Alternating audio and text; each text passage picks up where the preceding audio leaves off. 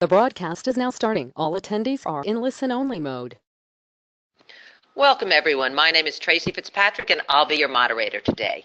Thank you so much for joining us here at Starter Learning, a market leader in providing leadership and talent development solutions. We provide talent development solutions through our blended training approach, which is a mix of e-learning, classroom trainings, and live interactive sessions coming from industry experts such as CXOs from Fortune 1000 companies, Ivy League professors, and best-selling authors. We are very excited to host today's webinar, Delivering Growth Through Diversity in the Workplace. And presenting today's topic is Vincent Supa.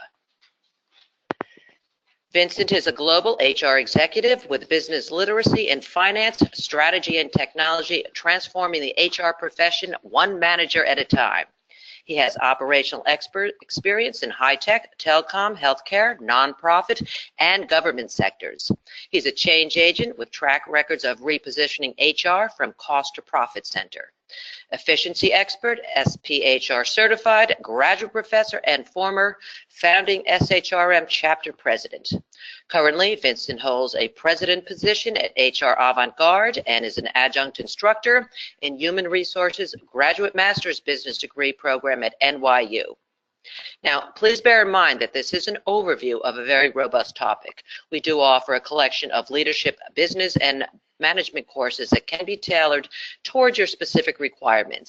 If you are interested in a further discussion, you can make an appointment with our learning consultants through our website at starterlearning.com.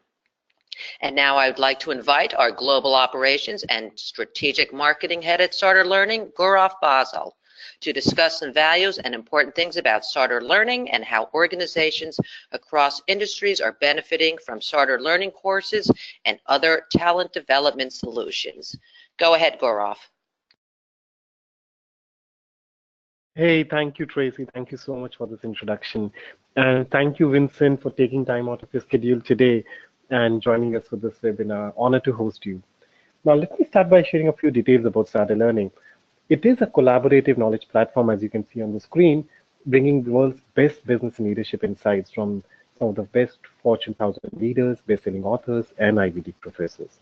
It is an e-learning platform based on the micro-learning concept, which is helping customers build innovative learning organizations by helping them achieve the goal of a smarter workforce for the future, adapting to changes and driving growth. We do this with a broad catalog of our offerings, developing customized learning plans to our delivery of capabilities. Let's move to the next slide, Tracy. Great, thank you so much. Now, this is what you can see on the screen are a panel of our experts or trainers or CXOs or best-selling authors or Fortune Ivy League professors. It's a very, very great mix of people with minimum of 25 plus years of experience individually and at the top of their game. You can see Iran in Mark, first column, first row. He's been the former CEO of one of the largest retail organizations in North America. Next to him is Russell Sarda, the CEO at Netcom Learning. He's been one of the best Asian American businessmen awarded in the last 5 years, and he's running this organization, a multi-million organization.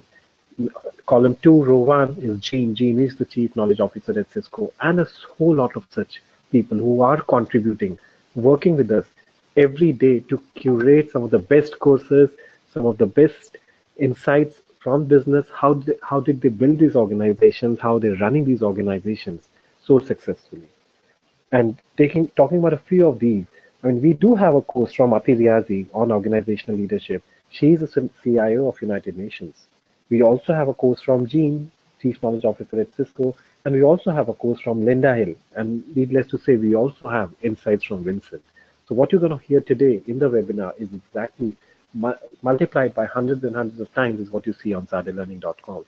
So it makes a lot of sense for all of you, whether we want to upskill ourselves individually or we are looking at upskilling our teams, our colleagues, our organizations across different functions. It's time to log in, browse through the content, browse through the practices, and see if it makes sense for all of you. If you can go to the next slide, Tracy.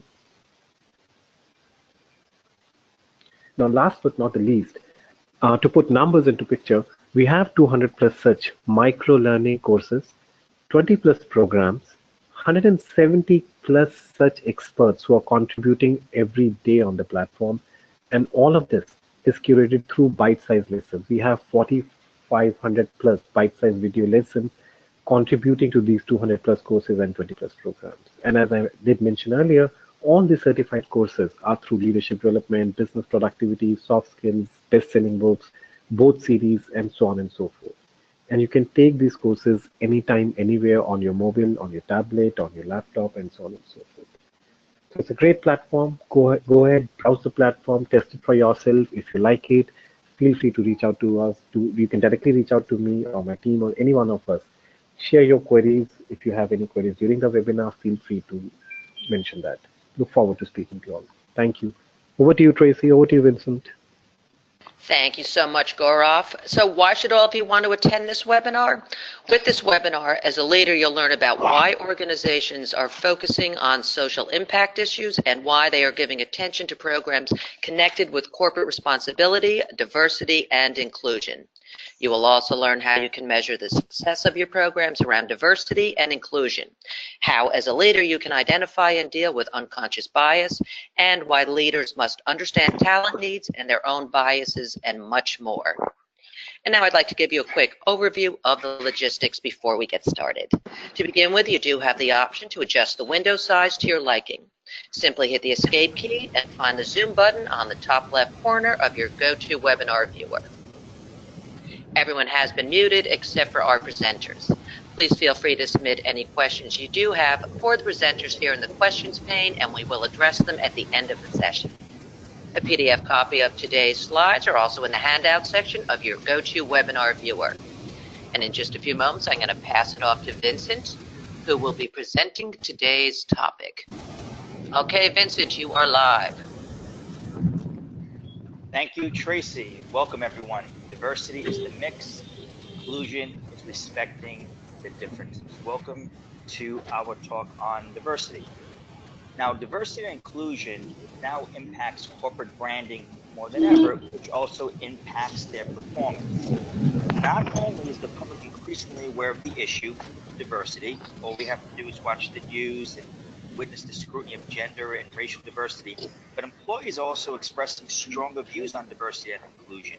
Shareholders, customers, and even suppliers are taking a closer look at the issue.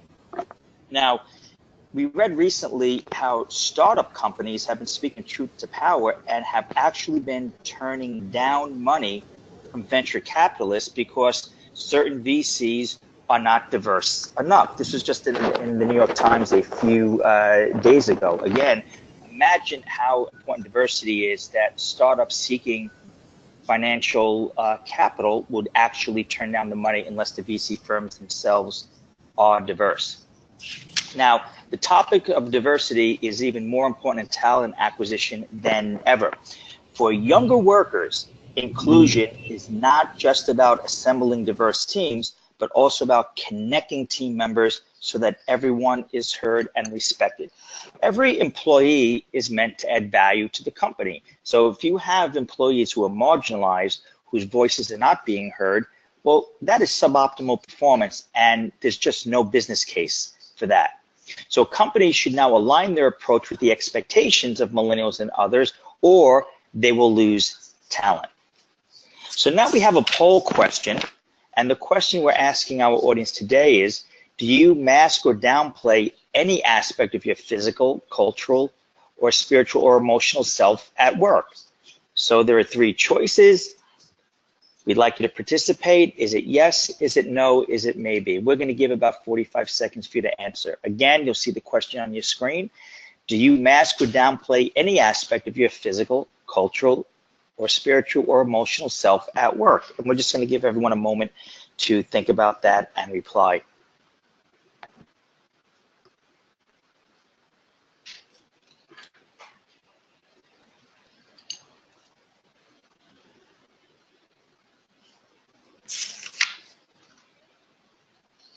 Now, what is driving the rise in concern? Certainly voices that used to be marginalized are now finding a space in the marketplace of ideas.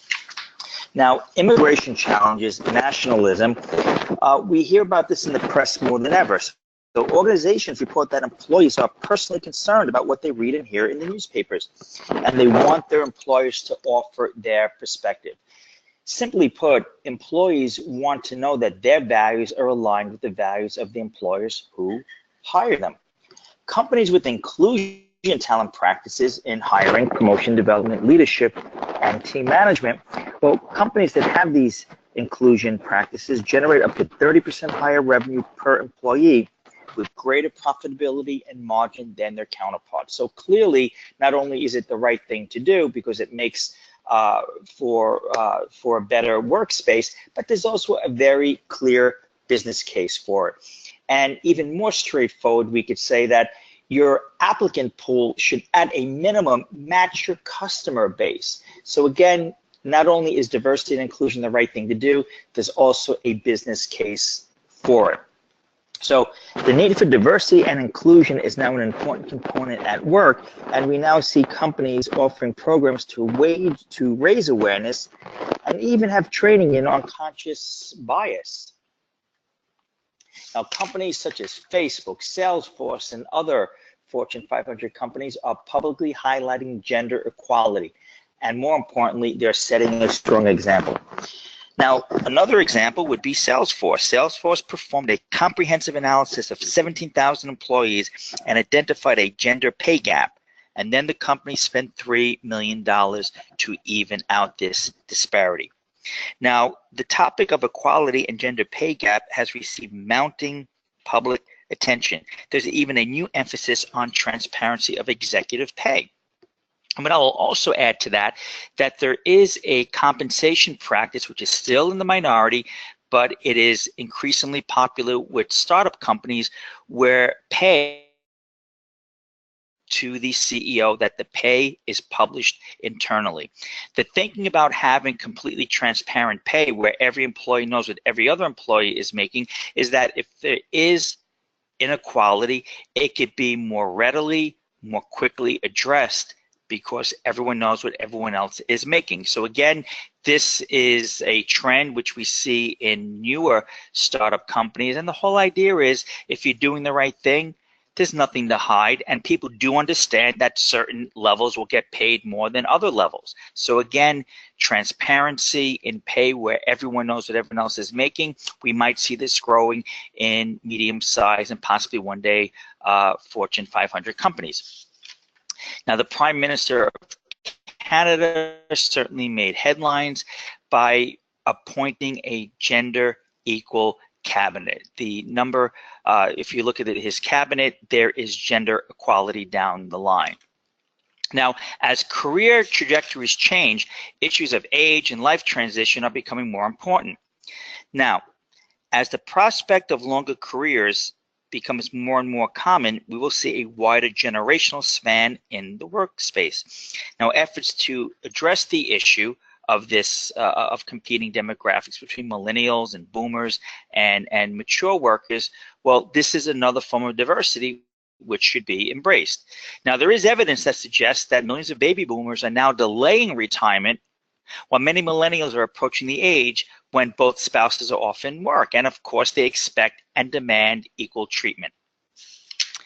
Now, let's talk about the key catalysts for successful implementation of diversity and inclusion.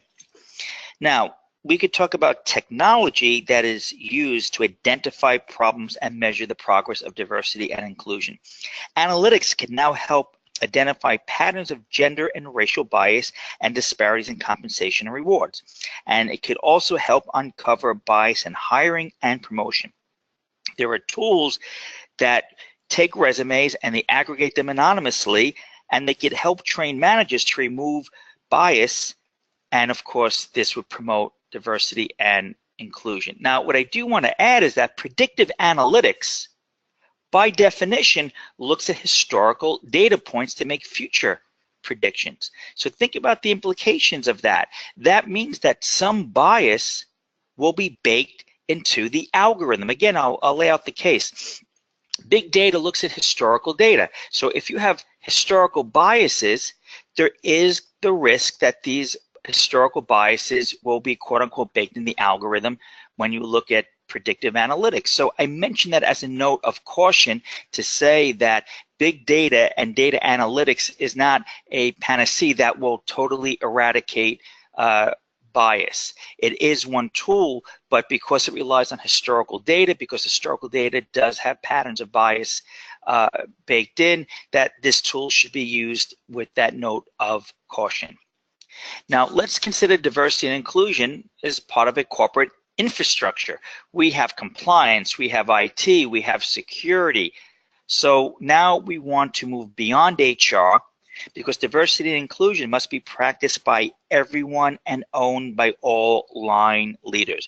So diversity and inclusion is a business responsibility and not simply relegated to a siloed HR responsibilities. Now, geographic diversity is increasingly important as many organizations become global. How often are we working with virtual teams across several continents? So the specific challenges for diversity and inclusion will likely vary from region to region and employees to employee, because we will have different interests, different concerns as we move to different parts of the world. But again, because most value now is created horizontally, because the old command and control structure of vertical hierarchical organizations is now ceding to more flat organizations where values created horizontally, well, we find teams working more and more across the enterprise. So again, we want to be mindful that we have diversity in many different areas, and now we're talking about diversity in organizations in different regions of the world. We now have a different poll that we'd like to invite our audience to participate in. And here's the question you see on your screen. Have you created an environment to support diversity? There's yes, there's no, or maybe. Okay, so again, we'll give you a few moments to answer the question on the screen. Have you created an environment to support diversity? Yes, no, or perhaps.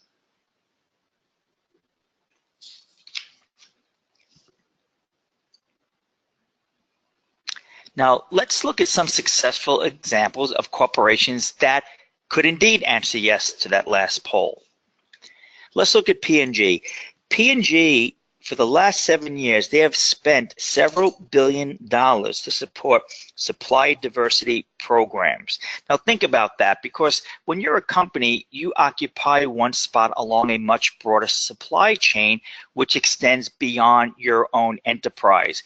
So it might not be intuitive, but supporting diversity does not mean only supporting diversity within your own organization, but within suppliers and vendors along your entire value chain. So again, P&G has spent billions of dollars to support its supplier diversity program, building a broad and diverse supplier base that includes over 1,500 women and minority-owned businesses. Let's look at Lloyd's Banking Group. This group recognized that putting inclusive behaviors at the core of its operations and making gender equality a priority, well, it benefited not only the women they employed, but also the organization as a whole. And it also benefited, according to Lloyd's Banking Group, their clients, customers, and communities. So this goes back to a previous talking point where I said, not only is diversity and inclusion the right thing to do, but there is a clear business case for it. Let's look at BMO Financial Group. This is a top North American bank, and it has pioneered a new approach to diversity and inclusion. It has implemented an initiative aimed at raising awareness and disrupting bias, including unconscious bias, during the recruitment and performance processes. This is an effort that they have undertaken to enable more objective talent decisions and better diverse outcomes. Now, I want to thank everyone for attending the webinar. I want to go back to one more poll question, and then I will toss it back to Tracy. So our final poll question is, which of the following programs and activities do you think would be more effective? We have 3 choices on our polls. Creating a program on diversity-related policies and training everyone. Or 2, creating a program for managers on how to manage teams in diverse environments. Or perhaps 3, creating a communication program and sending daily mails to everyone on diversity. So again, which one of the three activities do you think would be the most effective? Creating a program on diversity related policies and training for everyone, creating a program for managers, or creating a communication program? So which do you think would be the most effective? I'm hoping that the answer is obvious to you. Okay, with that said, I would like to thank everyone for attending today's webinar on diversity and inclusion. The fact that you attended today's webinar means that you care, and that is always the first step. And now I'm going to toss it back to Tracy. Tracy? Thanks so much, Vincent, for that informative webinar. And we do have some questions we're going to get to right now before I pass it off to Bonzel. First one comes from Lisa. How does diversity affect employee hiring? Well, diversity impacts employee hiring in the sense that you have some companies that actually, at one extreme, practice form of bias. And then you have on the other side of the continuum, which have diversity and inclusion as part of the hiring process. Because again, we did say that there's a business case. There is a business case for diversity and inclusion. So, but I do want to caution us that diversity and inclusion doesn't stop at hiring.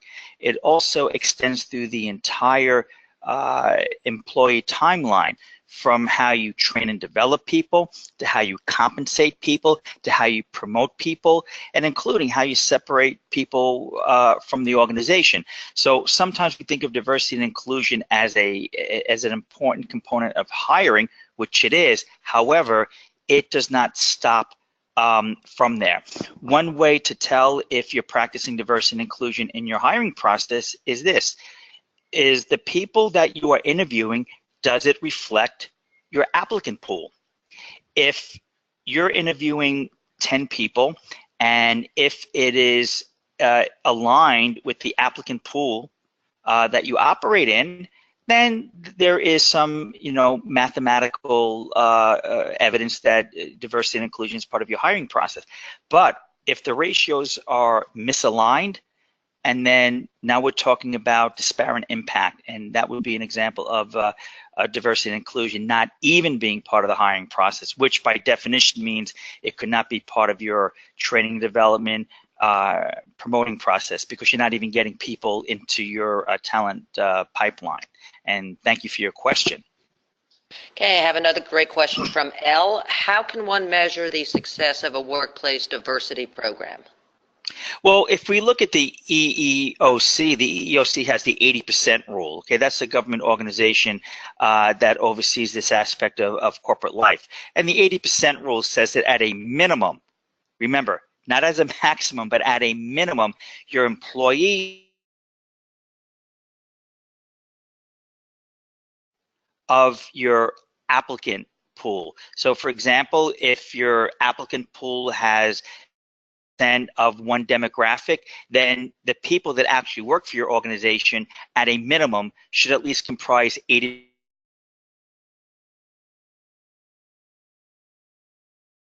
EOC. And another way is to really make sure that diversity and inclusion, again, extends to the entire value chain of an employee's career progression. So for example, if you're not practicing diversity and inclusion in your training and development process, well, by default, we will see disparate impact in the promotion process, because you're not giving the skill acquisition to all groups equally without bias. So I hope that makes sense, and I also thank you for your question. Okay, this is from Stephen. He would like to know, what do we do in career fields where women self-select out of it? For example, women enroll in computer science at the same or higher rate than men, but they leave the program for a different major and do not consequently enter the IT field. Well, I think what companies are doing is they're doing a better job at outreach. What happens is there are leaders in IT who are women, and they are not the majority. But to the extent that these women could be seen as role models, because remember, we tend to emulate behaviors of the people that we pick as our mentors. So even if women are self-selecting out, that means that perhaps companies are not doing enough to create an environment where they would not want to self-select out. And so one way to address that is to address that issue and say, what type of environment would we have to create to make women less likely to want to self-select out? And one way is to really promote the women who have already achieved in that field and have them continue to serve as role models to really inspire other women really as young as grade school, right? Because that's when our ideas are first, molding for the first time. So imagine a female IT leader going to a grade school and really inspiring younger people. That will be an impression that will last a lifetime, and that is one form of outreach that companies are doing. But again, in conclusion, if women are self-selecting out, let's address the reason why and change the environment. And I thank you for your question as well. Okay, we're going to take one more from Heba, and then I'm going to pass it up to Gaurav, and we'll circle back to more questions. But for now, he would like to know, what tools can you use to measure D&I? Okay, please tell me what you mean by D&I. I do not want to be presumptuous, and also let our audience know. Do you mean D and I, diversity and inclusion, or DNI? No, D and I, diversity and inclusion. Oh, diversity and inclusion. Can you repeat the question, Tracy? What tools can you use to measure D and I? Well, what they're using is big data is really the prime tool that people are using to try to discover patterns in bias and unconscious bias. But I do say, with a note of caution, that big data looks at historical trends, and so past biases are baked into the algorithm. So the algorithm has to address that. But in order to uncover unconscious bias, we have to discover patterns. And if you look at algorithms consuming big data, including digital exhaust, well, that's the best way to discover patterns in any complex organization and any complex system. So unconscious bias should reveal itself as patterns. In a more straightforward way, again, refer back to the EEOC. The EEOC has a very specific mathematical definition of when companies are specifically not practicing diversity and inclusion. It's the 80% rule, where your employee population should match at least 80% of your applicant pool. What is that applicant pool? Well, you could look that up on government databases and U.S. Census if we're talking within the United States. So in conclusion, in a very straightforward way, you look at the EEOC mathematical definition of bias, but with a little bit more nuance, especially in trying to uncover unconscious bias, the number one tool people are using is data analytics and big data. But we also say approach that with caution, because big data does rely on historical data trends, so we do want to make adjustments to make sure that we are not reincorporating historical biases into the very algorithm that's meant to address the biases. And I thank you for your question too. And we do have a lot more questions, which we will get to in just a few moments, but for now I'm going to pass this over to Gaurav Bansal to share details of an exclusive offer from Starter Learning for all of our attendees that are online here with us today. Gaurav, go ahead. Hey, thank you, Tracy. Thank you. So all of you, thank you so much for attending the webinar today and sharing such brilliant questions with us. Just a special offer for all of you who are present in the webinar right now with us. There's a flat 35% off for individual subscriptions on the Starter Learning annual library. That means flat 35% off on USD $599, and you will be able to access hundreds of courses, unlimited courses from Vincent and many such leaders for the entire 1 year. And there are more goodies to offer. So hurry up. The offer is only valid for the next 7 days. Hurry up. Your coupon code is already there in the chat window. Copy the code, go on to the platform, get your offer now. Thank you, Tracy. Over to you. And thank you, Gaurav. And right now we are going to launch a quick poll to find out how many people might be interested in learning more about Starter Learning, talent development solutions for your organizations. You can simply go to starterlearning.com to register. And as promised, we are going to circle back to a lot more questions for Vincent. Okay, next we have From Sam, can you share any tools or samples of tools similar to what BMO Financial Group put into practice in their recruitment process? I cannot, thank you for your question, Sam. I cannot answer that question with specificity in terms of what tools that they use. So I never want to pretend to know more than I know. But I do imagine with some more research, not only on your part, but on my part as well, I should be able to uncover that. I would imagine, again, that data analytics seems to be the tool to discover pattern recognition in any complex system, and that has to be one of the first steps, but I cannot speak to the specificity of the type of algorithms and tools that they use, so I apologize. Okay, next question, it's very long, so listen up, is from Steven. He says, I taught high school and sometimes middle school before I started teaching post-secondary. Women outnumber men 7-3 in the classrooms because men don't want those jobs. Men outnumber women in administration because women don't. I guess he meant to say is men don't want those jobs. Now at the career college, I have all men in the IT program. There was one woman, but she dropped out during the first week for medical reasons. The HVAC program is also 100% male. On the other hand, the allied health program is 90% female. How do we increase diversity when people simply do not want to work in that field? The women are self-selecting out in college before they even try the career field. Okay, so I do believe that by the next generation, this problem will resolve itself. But what do we do now, right? Because we're in the present. It means having better outreach programs. So what happens is that if you're advertising a certain curriculum in an environment which is already dominated by one gender over the other, well, again, that's going to be, you're going to attract one demographic over another. So outreach means that going into the community of the demographic that you want to encourage and support, and then making your case within that demographic. Now, when people self-select out individually, people have their own reasons. But when you could draw a conclusion because they're self-selecting out aggregately, that means that there's an underlying cause. So you have to look at what is the environment which makes one vocation more attractive to one demographic over another. So it goes back. Now, if we look at the nursing profession, right now, I see more and more male nurses, but yet maybe 30, 40 years ago, I didn't see that. So sometimes these biases correct themselves because the next generation of workers don't come with that baggage. So in conclusion, if people are self-selecting out, look at the underlying cause. What is it about the environment? Now, it could be that the environment is a, and I'm not talking specificity to your example, but it could be a hostile work environment and it's not conducive and does not appear welcoming. That sometimes is a reason in other fields. So again, you want to look at the environment, and the best way is to actually speak to the group. You say women are self-selecting out, right? Speak to them.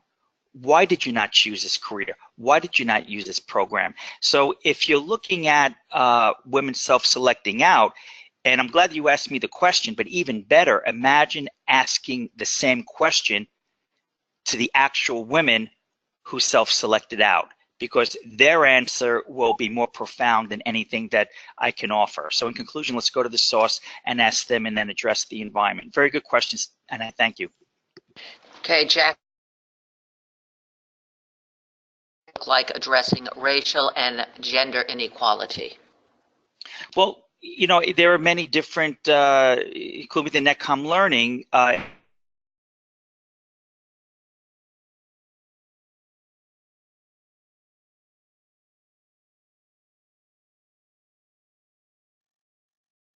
empathy curves and giving people greater understandings into the lives of other people. So I participated in cross-cultural training programs where there's role-playing in order to increase the empathy across different groups. That's something that I have experience in. But I think a good training provider, instead of making a one-size-fits-all, would really sit down with your organization and really find out what are the unique needs of the organization, and then build a training around that. You know, part of bias is thinking that one solution should fit everyone, right? So we don't want to make the same mistake and say that there should only be one type of training and development across a broad spectrum of regions and groups. So I do think that it would address the specific needs of the organization, because not every organization has the same exact issues across other organizations. But again, from personal experience, sometimes they do involve you know, different types of role playing where you create a safe environment where people could really learn about the lives of other people. Because, you know, I've worked and lived in many different parts of the world. At the end of the day, I find that we have so much more in common,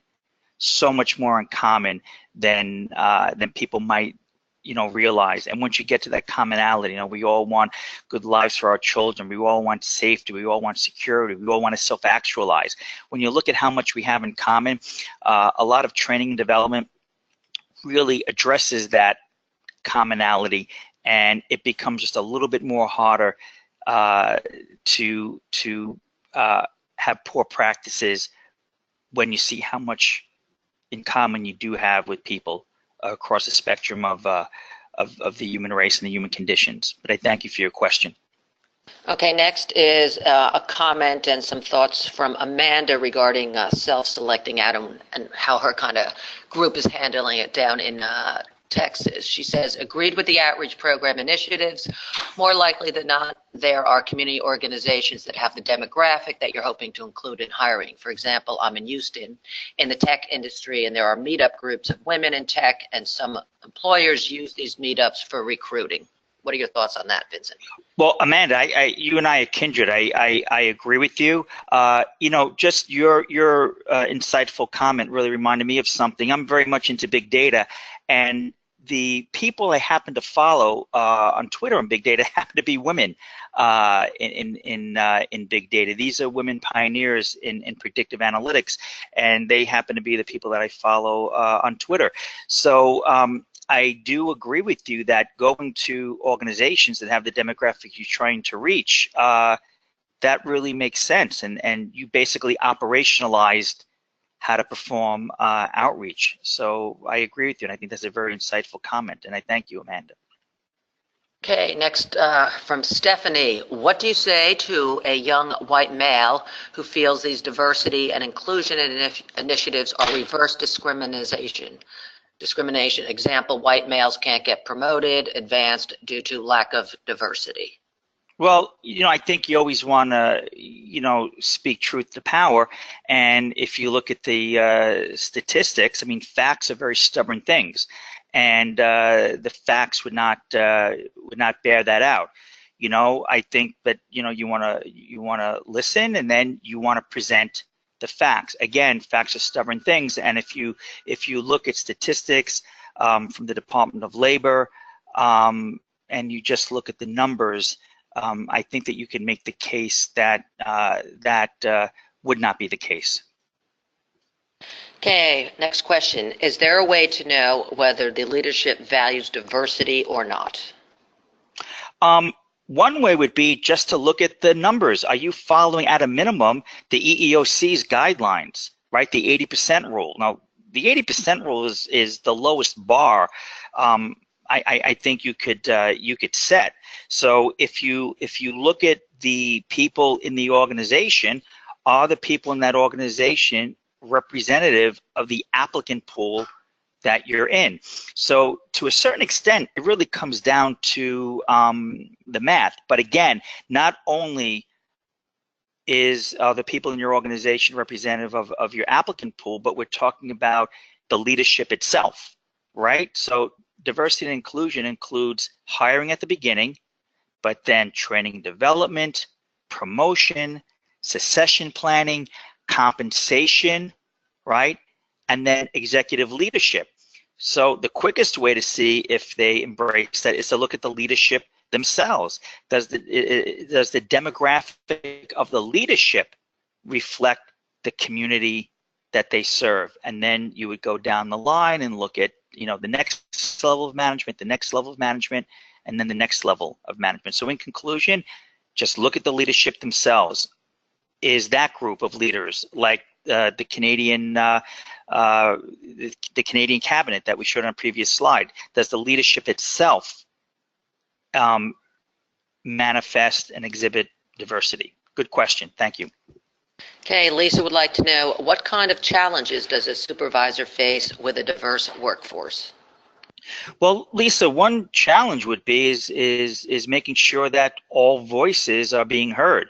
There are so many subtle forms of unconscious bias. So the biggest challenge, Lisa, would be unconscious bias. Now, some people have said to me, well, I don't have unconscious bias. And then I have to remind them, well, the meaning of the word unconscious by its very nature means that you're not conscious of the bias. So the reason why unconscious bias is the biggest challenge is because it's the one bias that by definition we are not aware of, right? So even a woke person could be aware of the conscious bias and address those issues, but being able to overcome unconscious bias, which you have different training programs which address that, would be the biggest challenge.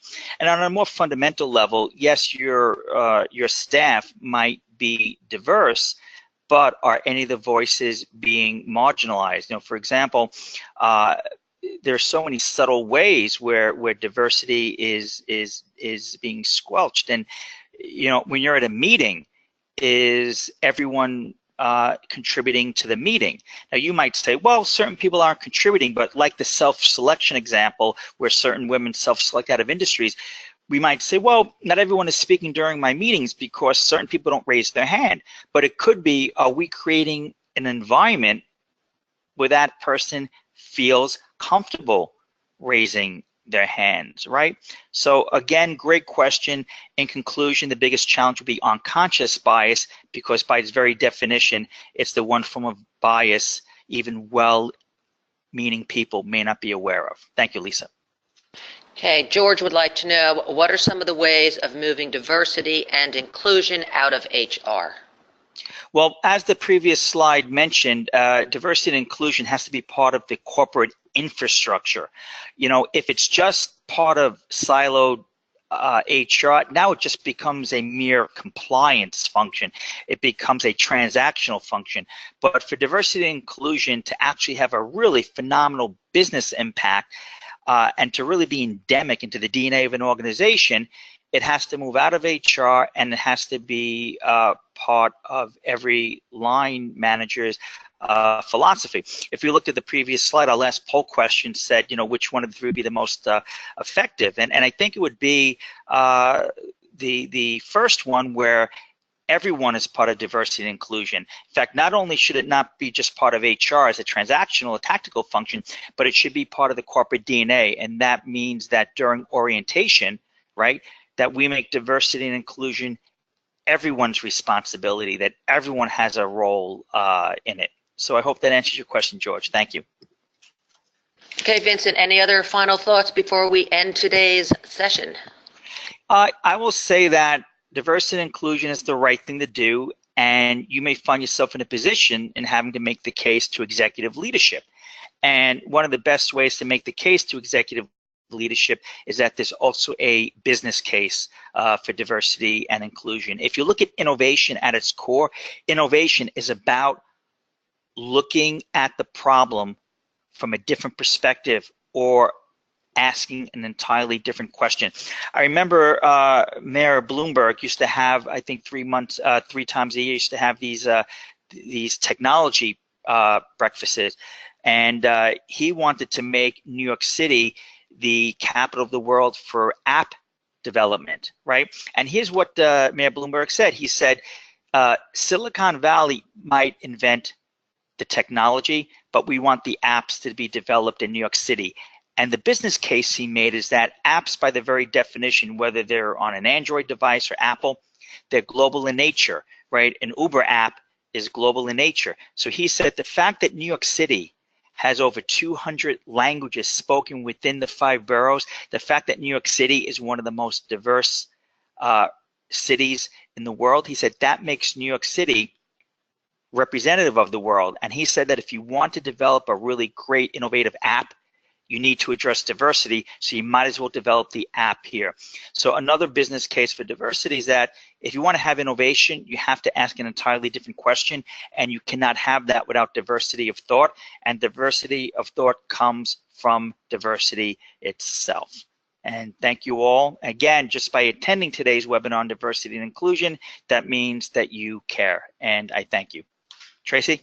And thank you, Vincent and Gaurav, and thank you all for joining us today. And if you do come up with any additional questions, feel free to send them to contact us at sarterlearning.com at any time. We hope that you found today's webinar informative, and we look forward to seeing you back here with us soon. Feel free to tell your friends and colleagues about our webinars and other courses. Have a great day, everyone.